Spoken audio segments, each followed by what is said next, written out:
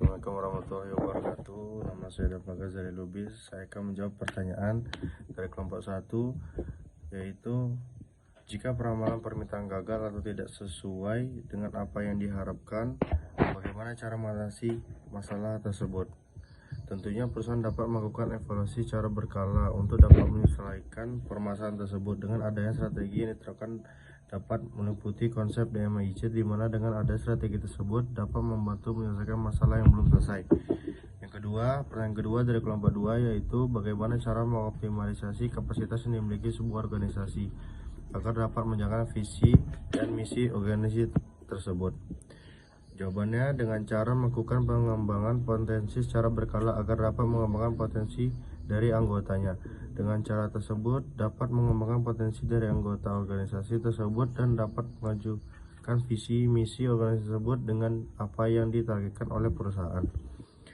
Pertanyaan dari kelompok 3, pengaruh keputusan kapasitas bagi organisasi, apa yang akan dilakukan perusahaan penerbangan Garuda Indonesia jika terjadi kapasitas tidak memperoleh maksimum penumpang? Apakah hal tersebut mempengaruhi biaya organisasi pada penerbangan?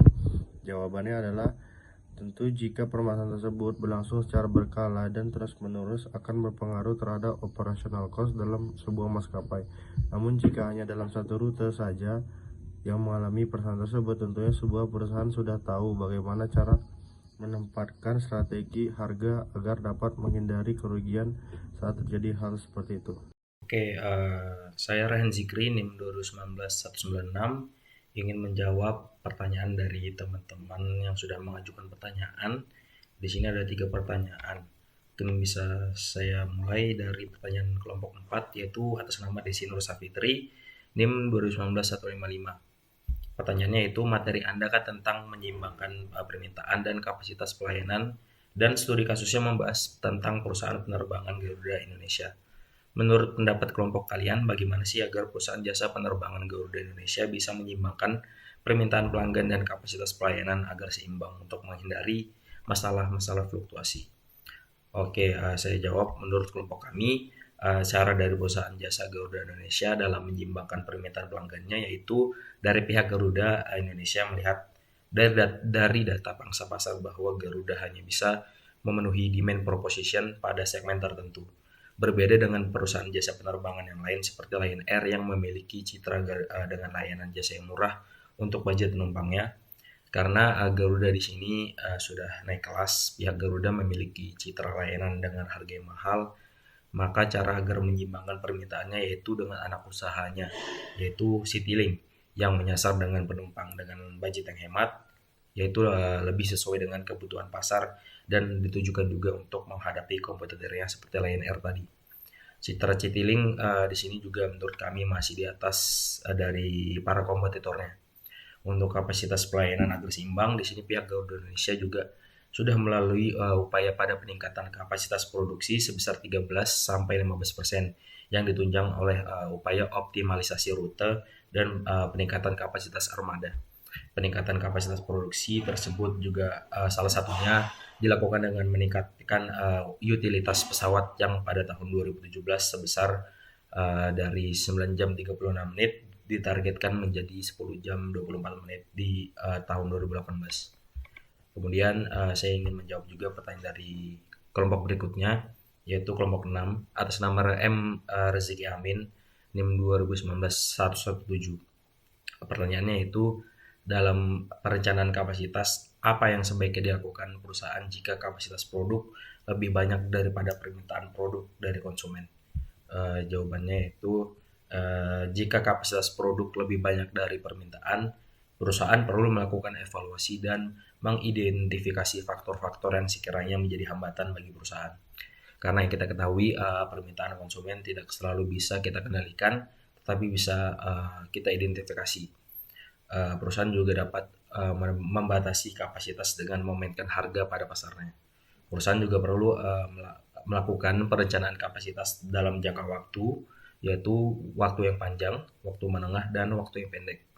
Perusahaan juga perlu melakukan manajemen strategi permintaan untuk mengubah tingkat permintaan agar dapat disesuaikan dengan kapasitas yang perusahaan tersebut miliki.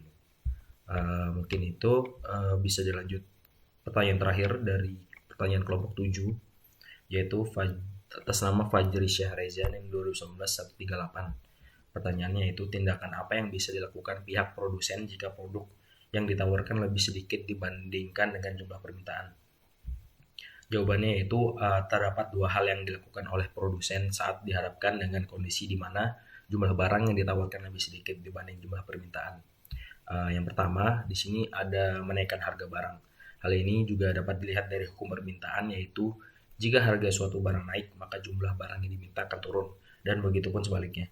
Maka produsen dapat menaikkan harga barang agar permintaan jumlah barang akan turun. Yang kedua, meningkatkan jumlah barang.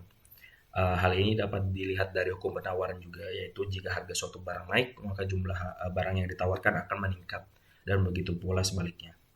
Maka dengan kondisi tersebut, produsen dapat meningkatkan jumlah barang.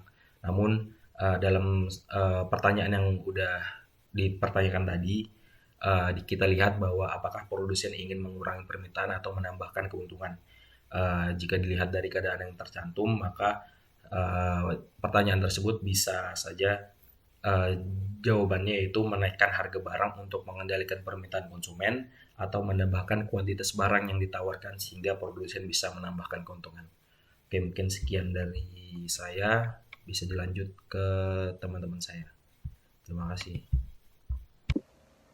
Selanjutnya, saya Devi Kohan Purwanti, NIM 2019-157 menjawab pertanyaan dari kelompok 8 oleh Muhammad Irfan Dwi M, NIM 2019-208. Pertanyaannya, dalam perusahaan jasa transportasi umum khususnya kereta api atau KRL terdapat fenomena di stasiun Manggarai yang mana kereta selalu overload saat jam keberangkatan kerja dan itu membuat ketidaknyamanan konsumen juga keterbatasan kapasitas kereta. Jelaskan bagaimana cara menyelesaikan dan menyeimbangkan kapasitas serta permintaan konsumennya. Nah, cara yang dapat dilakukan untuk menyelesaikan dan menyeimbangkan kapasitas serta permintaannya yaitu dengan mengurangi jumlah tiket penumpang dan juga mereschedule kembali jam keberangkatan kereta dengan beberapa pilihan, sehingga penumpang dapat memilih jam-jam yang telah tersedia. Selanjutnya, saya menjawab pertanyaan dari kelompok 9 oleh Agung Widodo, NIM 2019-231. Menurut kelompok Anda, strategi apa yang dapat diterapkan oleh perusahaan untuk desain proses pada perencanaan kapasitas jangka panjang? Menurut kelompok kami, strategi yang dapat diterapkan yaitu dengan menyediakan kapasitas yang selalu di atas permintaan. Dengan menerapkan strategi ini, perusahaan berharap tidak terjadi kekurangan produk di pasaran yang nantinya dapat menyebabkan adanya peluang masuk dari produsen lain. Selain itu, perusahaan juga berusaha untuk memberikan layanan terbaik dengan cara menjamin kesediaan produk di pasaran. Selanjutnya, saya menjawab pertanyaan dari kelompok 10 oleh Hafida Acayutari, NIM 2019-203. Pertanyaannya, bagaimana langkah manajemen dalam menerapkan perencanaan kapasitas yang efektif dalam suatu perusahaan? Langkah yang pertama yaitu membuat tim manajemen kapasitas. Sebuah tim manajemen kapasitas mencakup perencanaan kapasitas proaktif dan manajemen kapasitas reaktif. Selanjutnya, membuat perencanaan dan pemodelan kapasitas. Selanjutnya, selaraskan sumber daya dengan kepentingan layanan. Untuk tingkat sumber daya yang harus dialokasikan oleh fungsi manajemen kapasitas untuk setiap layanan harus proporsional dengan kepentingan layanan, yang dimana harus ada jumlah minimal dengan manajemen kapasitas yang dilakukan di tingkat operasional, yaitu memperingatkan konsumsi komponen di semua layanan dan infrastruktur dengan nilai tambah untuk layanan yang lebih penting. Selanjutnya, membangun sistem informasi manajemen kapasitas tunggal. Gunakan web untuk pelaporan kapasitas, publikasi laporan tentang sistem utama, mengotomatiskan proses jika memungkinkan. Selanjutnya, menentukan lingkup fungsi manajemen kapasitas dan membentuk kewenangan fungsi manajemen kapasitas. Yunusan Maulida, NIM 2019-135, izin menjawab pertanyaan dari kelompok 11, Muhammad Dapar Rizkianuko, NIM 2019-161. Pertanyaannya seperti dijelaskan kelompok Anda, dalam faktor kapasitas, ada salah satu faktor yaitu rantai pasokan. Pertanyaannya adalah bagaimana sebuah supply chain management atau rantai pasokan itu dapat mempengaruhi kapasitas sebuah organisasi atau perusahaan. Yaitu dengan adanya supply chain atau rantai pasokan ini, perusahaan dapat memanage aliran barang atau produk ke ke dalam suatu aliran rantai pasokan dengan mengaplikasikan jaringan kegiatan produksi dan distribusi dari suatu perusahaan sehingga dapat bekerja sama untuk memenuhi tuntutan konsumen. Itu akan mempengaruhi kapasitas produksi dan permintaan.